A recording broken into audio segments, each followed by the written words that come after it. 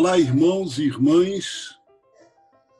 Estamos aqui para mais um Caminhando, neste domingo, 4 de outubro, na Igreja Católica, festa de São Francisco de Assis, padroeiro da ecologia, padroeiro do Papa Francisco e desse modelo de igreja nova que a gente está procurando, todo mundo preparando um encontro de economistas e que se fala da economia de Francisco e Clara, quer dizer, Francisco não é o Papa, é Francisco de Assis.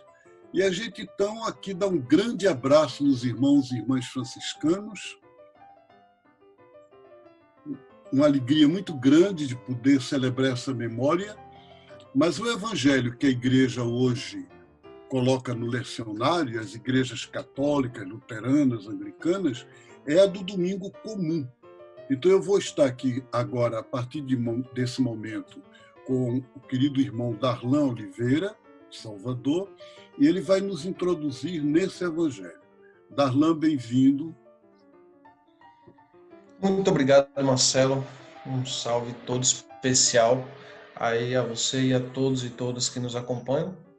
Neste 27º domingo do tempo comum, como você muito bem disse, o evangelho que vamos refletir é o de São Mateus, capítulo 21, versículos de 33 a 43, que mostra um Jesus cada vez mais forte e agressivo, né, no seu debate tanto com os sacerdotes quanto com os religiosos no Templo de Jerusalém. E aí, Marcelo, queria que você dissesse para a gente o que esse evangelho nos diz hoje, que é um evangelho um tanto desafiador, né? Vamos usar esse termo. Ele é muito incômodo, Darlan.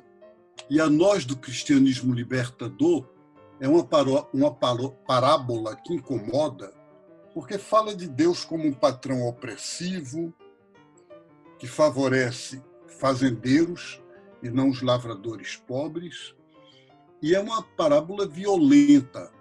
O comentário que eu escrevi do Evangelho de hoje, e que está aí pelos zaps, pelos blogs, é uma carta minha aberta a Jesus, dizendo, olha, dá uma trégua. Né? Mas, de fato, Jesus é profeta. E é um profeta forte, um profeta radical. E aí essa crítica é uma crítica muito feroz contra a religião olhada para si própria, a religião fechada em si mesmo, sabe? E nesse sentido é isso que essa parábola nos diz hoje, Darlan. E infelizmente isso é o que a gente mais tem visto, né, Marcelo? No Brasil de hoje, que é dominado pelo latifúndio, pelo agronegócio, a gente não pode de jeito nenhum comparar Deus com o Senhor, né? Como se fosse um proprietário de terra, de escravos, que muitas vezes é essa interpretação que se tem ainda hoje. Se a gente for ver o contexto o contexto histórico, né? O que essa parábola diz para nós? Essa parábola, se a gente olhar direitinho, ela é menos assim pesadona do que parece. Por exemplo, ela diz que o senhor da história, ele não é um fazendeiro que mora na cidade e administra a terra lá plantada pelos lavradores. Não. Conforme a parábola, ele plantou a vinha pessoalmente, quer dizer, ele próprio é o agricultor. Essa parábola é tirada do profeta Isaías. E ela lá diz, ele planta a vinha, ele rodeia com uma cerca, ele constrói a torre para proteger dos ladrões. Então, não dá para pegar essa parábola e aplicar para hoje, para o latifundiário de hoje em dia, sabe? Não é assim. A exegese da história exigiria a gente contextualizar mais. Agora, do jeito que ela está escrita, a gente sempre ouve a partir de hoje, e o risco é esse, né? Verdade. Lá no capítulo 5 de Isaías, tem um versículo que diz: meu amigo tinha uma vinha, ele mesmo a plantou, e cercou com a cerca. Então a gente pode dizer que está dentro do mesmo contexto, né? É a mesma imagem, a mesma linguagem utilizada. Essa parábola é uma reinterpretação, uma releitura desse texto de Isaías. Só que no Primeiro Testamento, Darlan, a vinha, a lavoura, era o povo de Israel, quer dizer, era uma maneira de falar do povo. Jesus mudou.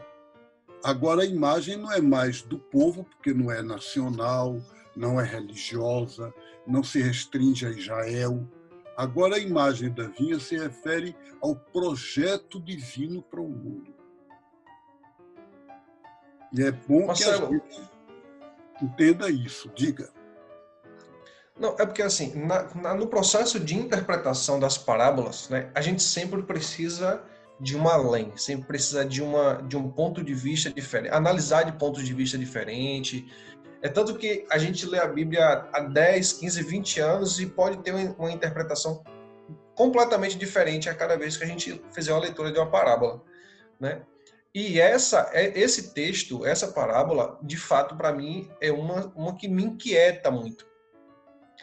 Nesse processo, a vinha ou lavoura de Deus, né, como você trouxe, é um projeto de mundo organizado conforme o projeto divino. Só que Jesus fala dos lavradores assassinos. A quem ele está se referindo nesse processo? Ele está se referindo aos sacerdotes religiosos do templo. E o próprio Evangelho de Mateus, se a gente continuar essa leitura, quando acabou a parábola, eles saíram dali dispostos a matar Jesus, porque eles entenderam que Jesus estava falando deles, estava acusando eles, estava denunciando eles. Jesus diz que os religiosos do templo são aproveitadores que tomam para si a lavoura de Deus como sendo deles. Eu vou dar um exemplo a você. Uma cantora, que eu nem sei o nome dela, diz que é Anitta, mas não sei quem é, resolveu filmar uma... Não sei como é que eles chamam, não é live, é uma dessas coisas de televisão, no Cristo Redentor. O arcebispo do Rio de Janeiro proibiu, e o motivo é que essa moça tinha feito antes uma dessas gravações que foi acusada de ser erótica, pornográfica. Então disseram não, agora você está no terreno da igreja, nós somos donos da imagem do Cristo Redentor, você não pode fazer live no Cristo Redentor. Então, a moça não pôde fazer, foi proibida, a justiça não permitiu, porque o arcebispo proibiu. Mas o que é que Jesus diria disso? Ficaria a favor do arcebispo ou da moça? Ele disse no Evangelho do domingo passado, os publicanos e as prostitutas, a moça não é prostituta, chegará antes de vocês no reino de Deus. Porque vocês pegaram aquilo que é de Deus, que não pertence a vocês, e disseram, é meu, sou eu que mando. Então, essa parábola, ela continua dizendo isso. Entende, Darlan? Sim, sim. Eu acho que, analisando desse ponto de vista, né, a gente tem uma visão mais clara, vamos assim dizer, do que quer trazer esse texto, porque seria como dizer que os pastores, padres, usam a religião, infelizmente, como balcão de negócios, né? São como se fosse uma espécie de ladrões e responsáveis pela miséria desse povo que é oprimido. De diversas formas, eu não estou falando só de quem passa fome, não. É de diversas formas, em diversos contextos. E aí a gente tem aqui no Brasil muitos grupos religiosos, tanto católicos como evangélicos, que mantêm um estilo de fé espiritualista. Então, a pergunta que eu queria trazer agora como provocação é certo dizer que eles se apossam dessa vinha de Deus e agem como se a religião fosse propriedade deles? Usam o nome de Deus. Um bispo, por exemplo, que faz uma nota hoje em dia, dizendo a igreja não aceita que se vote em comunista. E aí ele não diz assim, mas todo mundo entende que ele está dizendo, não vote em comunista, vote em fazendeiro, latifundiário, grandes senhores que dominam a política no interior do Nordeste há 20, 30, 40 anos, a mesma família. E aí não há problema nenhum, pode votar. Pode votar no atual governo que oprime o povo, que destrói a Amazônia, destrói tudo. Agora, comunista você não vota, porque a palavra não me agrada. E eu sou a igreja. Então, como é que você acha que Jesus reage a isso? Jesus disse, por omissão e por dividirem o mundo em profano e sagrado, eles se tornam responsáveis pela morte de muita gente. E é interessante porque Jesus diz que eles matam o filho do proprietário da vinha. Eu, às vezes, Darlan, já passei por aí, às vezes o pessoal faz na brincadeira, mas você vê aí, como é que dizem que eu não sou importante se eu sou filho dele? Né? Significa qualquer pobre, qualquer pessoa, o índio, os pobres, são filhos de Deus. E Jesus, nesse sentido, se identifica com eles, está certo? Com certeza. Então, o nosso caminhando sempre ele tem essa forma rápida de trazer a mensagem compacta, mas com precisão, né? E aí, nós enquanto caminhada, enquanto processo de fé que a gente vive, né, essa fé libertadora, essa espiritualidade libertadora, a gente também tem um papel social importantíssimo nessa sociedade. Então, de que forma a gente pode abrir o olho do povo, abrir o olho da população, nesse contexto, né, de que muitas vezes as pessoas não percebem que estão sendo oprimidas. Então, como a gente pode abrir o olho do povo nessa situação, Marcelo? Eu acho, Darlan, se a gente quiser ficar como comentário do Evangelho, que a gente pode fazer isso que você está dizendo da seguinte maneira. O atual sistema capitalista, ele surgiu da igreja.